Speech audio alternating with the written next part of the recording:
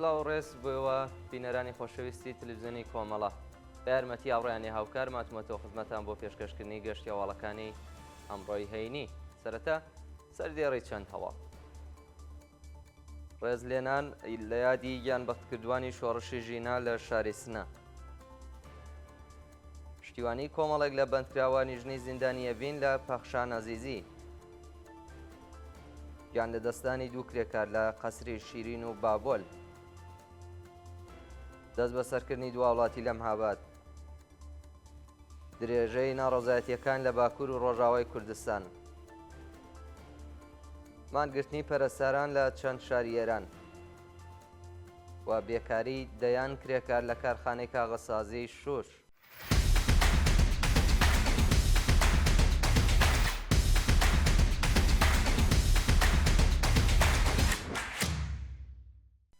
درێژەی هەواڵەکان. ڕێزلێنان لە یادی گیانبەختکردوانی شۆڕشی ژینا لە شاری سنە. ڕۆژی پێنجشەممە 17 خەزەڵوەر مەراسمی دووهەمین ساڵڕۆژی گیانبەختکردنی مەتین نەسری لە قوربانیانی سەرکوتی ڕژیم لە شۆڕشی ژینا بە بەشداری بنەماڵە و کۆمەڵێک لە خەڵکی ئەو شارە بەڕێوەچوو. بە پێی وێنانەی لە تۆڕە کۆمەڵایەتیەکان بڵاوکراوەتەوە، بنەماڵەی هەمیشە زیندوو مەتین نەسری هاوڕێ لەگەڵ بنەماڵە دادخوازەکانی شاری سنە لەسەر مەزاری ئازیزانیان کۆبوونەتەوە و وێڕای ڕێزلێنان لە یاد و بیرەوەریەکانیان پەیمانیان لەگەڵ ئاواتەکانیان نوێ کردوێتەوە. جێگای ئاماژەیە کە مەتین نەسری سەربازی هێزە ئینتزامیەکان بوو کە لە سەردەمی شۆڕشی ژینا سەرپێچی لە فەرمانی فەرماندەکانی کرد و پەیوەست بە ناڕەزایەتیەکان بوو. ڕۆژی 17 خەزەڵوەری 1403 هەتاوی ئیدارەی تەلایەتی سنا و گەنجەی دەست بەسەر و لە ژێرە شکەنجەدا کوشتی. پشتیوانی کۆمەڵێک لە بەندکراوانی ژنی زیندانی ئەڤین لە پەخشان عەزیزی. ڕۆژی پێنجشەممە 17 خەزەڵوەر 7 بەندکراوی سیاسی ڕاگیراو لە زیندانی ئەڤین بە ناوەکانی ڕایحانان ساری نژاد، گوڵڕۆخ ئیرایی، سەکینە پەروانە، ناهید خۆداجوو، نەسرین جەوادی، وریشە مرادی و مەریەم یەحیەوی لە نامەیەکدا پشتیوانی خۆیان لە پەخشان عەزیزی بەندکراوی مەحکوم بە ئیعدام دەربڕی. لە بەشێکی ئەو نامەیەدا هاتووە پەخشان عەزیزی لە ڕۆژاوای کوردستان و لەژێر تۆپ و هاوەندە خزمەتی بە خەڵکی لێ قەوما و کە لە دەست گروپی تێرۆریستی داعش هەڵاتبوون کردووە. تاوانی کەسێک کە خزمەتی بە مرۆڤایەتی کردووە ئیعدام نییە، بەڵکوە بێ ڕێزی لێبگیرێ. ماوەی زیاتر لە 1 ساڵە هاوبەندی پەخشان عەزیزین و لە نزیکەوە شاهدی ئەشکەنجە و ئازاری هێزە ئەمنیەتیەکان و دادگاییکردنی ئەو شارۆمەندە لە دادگایەکی فەرمایشی بێهەبوونی پارێزەر بووین.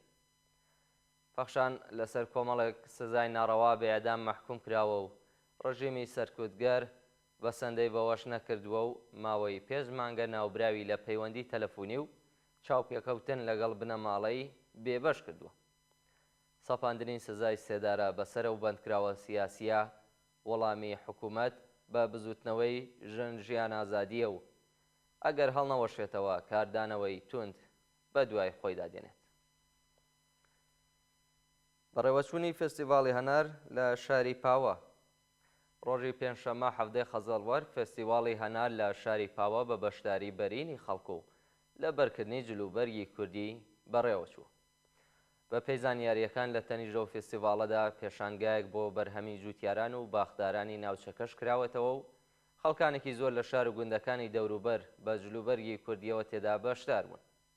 پێشتریش لە ناوچەی ژاوەڕۆی سنە فستیڤاڵی هاوشێوە سازکرا بوو کە ڕای جەماوەری شارەکانی دیکەشی بۆ ئەو مەراسمە ڕاکێشا بوو.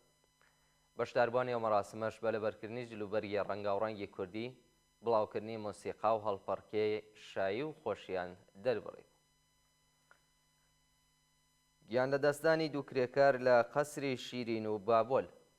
ڕۆژی پێنجشەممە 17 خەزەڵوەر دوو کرێکار لە شارەکانی بابۆل و قەسری شیرین بەهۆی نەبوونی ئیمەنی شوێنی کارتوشی ڕووداو هاتن و گیانیان لەدەستدا.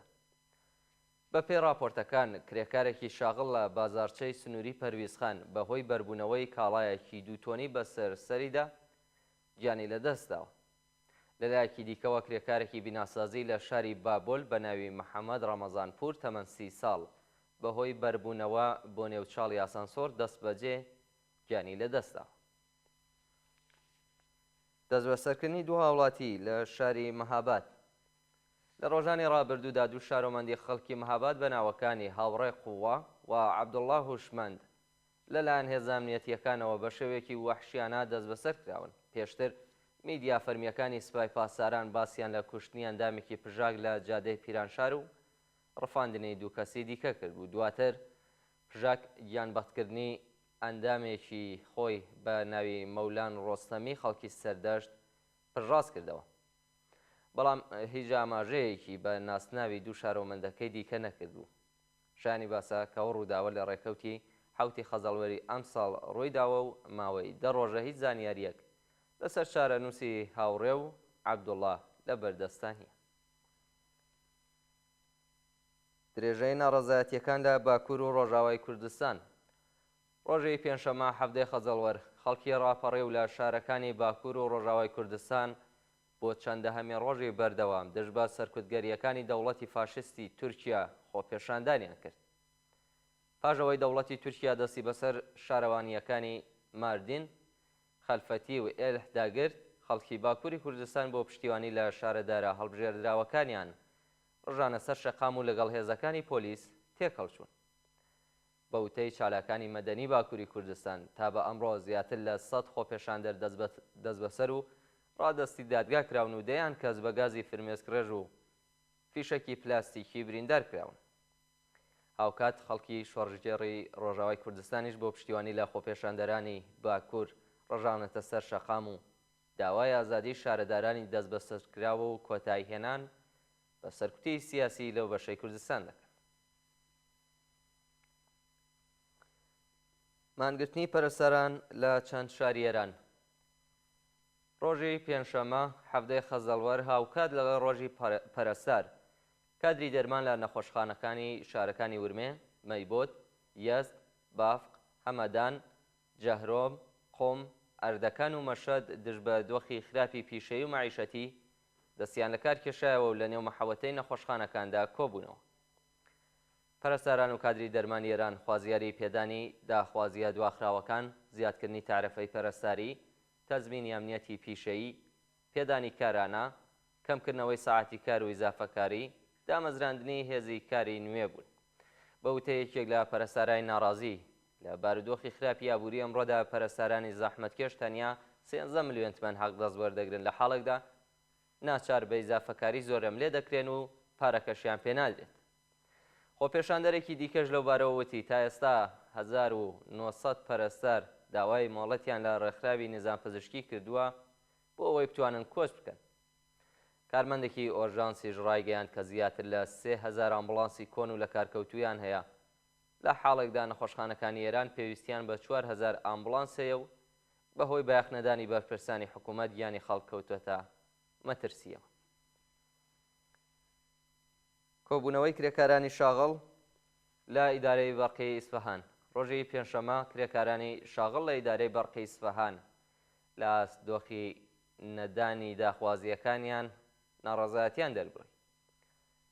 کرێکارانی ناڕازی خوازیاری پێدانی هەڵدەستە دواخراوەکان، زیادکردنی هەڵدەست و مەزایە بە پێی ڕێژەی هەڵاوسان، تەزمینی ئەمنیەتی پیشەیی، نوێکردنەوەی گرێبەست، بەکردەوە دەراتنی گەڵاڵەی ڕێزبەندی پیشەکان، دابینکردنی ئیمکاناتی ڕفاهی و بیمەی دەرمانی بوون. بێکاری دەیان کرێکار لە کارخانەی کاغەزسازی شوش. بەپێی راپۆرتەکان لە سەرەتای ئەم ساڵەوە تا بە ئەمڕۆ 230 کرێکاری شاغڵ لە کارخانەی پارسۆلۆزی شوش لە سەرکار دەرکراون. کارخانەی پارسۆلۆز پێشتر 300 کرێکاری هەبووە کە زیاتر لە 4 بۆ 5 ساڵ پێشینەی کاریان هەیە. لە سەرەتای مانگی گەلاوێژی ئەم ساڵەوە بەڕێوەبەرایەتی کارخانە بە بیانووی نەبوونی سەرچاوەی دارایی کار و چالاکیەکانی شیرکەتی ڕاگرت. لە ڕۆژانی ڕابردوودا ئەو کارخانە بۆ جارێکی دیکە دەستی بەکار کردەوە، بەڵام لە کۆی گشتی 300 کرێکارەکەی 230 کرێکار لە سەرکار دەرکراون. ژاراوی بوونی 42 قوتابی لە 2 مەدرسەی کوڕانە لە کاشمەر. بەیانی ڕۆژی پێنجشەممە 17 خەزەڵوەر 42 قوتابی لە 2 مەدرسەی کوڕانەی شارستانی کاشمەر بە ئەوەی پێدانی خۆراکی ماوە بەسەرچوو، ژاراوی و ڕەوانەی نەخۆشخانەکران. بە پێی زانیاریەکان بەڕێوەبەرانی ئەو دوو مەدرسەیە خۆراکی ماوە بەسەرچوویان وەکو ناشتا بە قوتابیان داوە، بەڵام 42 قوتابی باری تەندروستیان تێکچووە و ڕەوانەی نەخۆشخانەکراون. بە وتەی سەرۆکی ئامۆزش پەروەردشی کاتژمێر دۆخی تەندروستی زۆربەی قوتابیان باشە و تەنیا 3 قوتابی بەسەری کراون.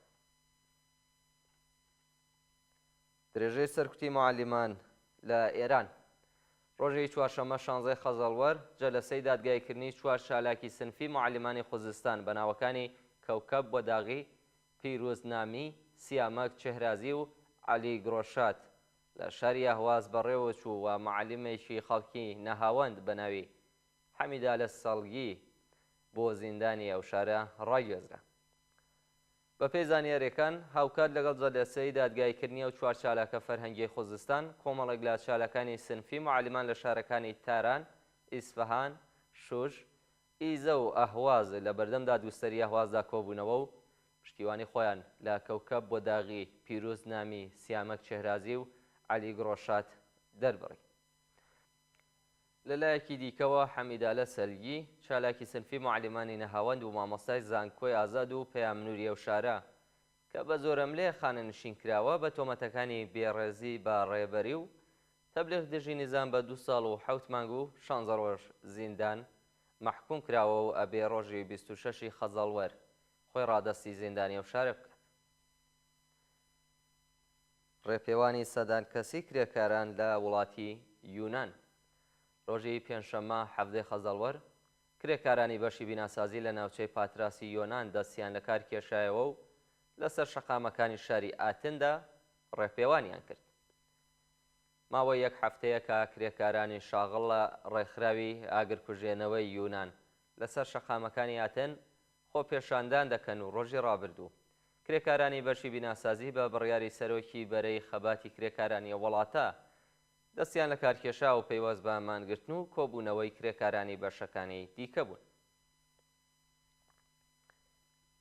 وا دوایین هەواڵمان سەبارەتە بە ناڕەزایەتی کرێکارانی فەڕەنسەوی دژ بە داخرانی دوو کارخانەی لاستیک سازی. ڕۆژەی پێنجشەممە 17 خەزەڵوەر کرێکارانی شاغڵ لە دوو کارخانەی لاستیک سازی فەڕەنسا دژ بە بڕیاری بەڕێوەبەرانی ئەو دوو شیرکەتە بۆ ڕاگررتنی کار و چالاکیەکانیان کۆبوونەوە.